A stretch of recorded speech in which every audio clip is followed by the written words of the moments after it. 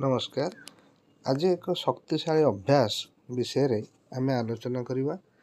सकाळु चलवा एक एक मैजिक बेनिफिट बा जादू उपकारिता विषय आम आज आलोचना करवा।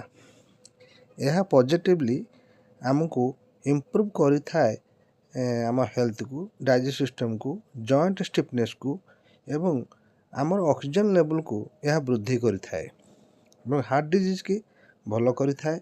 कोलेस्ट्रॉल मात्रा, ट्राइग्लिसराइड मात्रा को कमई थाए। मेंटल हेल्थ ठीक रखी थाए। कार्डियोवास्कुलर डिजीज बहुत मात्रा कमी थाए। मेटाबॉलिज्म डिसऑर्डर बा डायबिटीज आदि रोग को यह भल करिथाए। जॉइंट पेन एवं ऑक्सीजन लेवल को शरीर वृद्धि करिथाए। यह छड़ा इम्यूनिटी को मध्य वृद्धि करिथाए।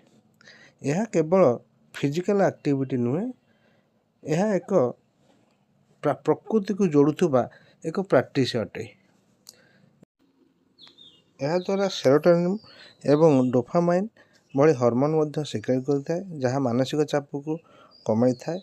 एस्ट्रोजेन भली हार्मोन सिक्रेट करता है, जोड़ा स्त्री लोकंकर मेनोपॉज समय बहुत उपकार होता है एवं 30 मिनट रु 45 मिनट चलवा द्वारा यार उपकार बहुत बढ़ी थाए। यह एक आनंददायक एक्सरसाइज कले अत्युक्ति हेब नहीं।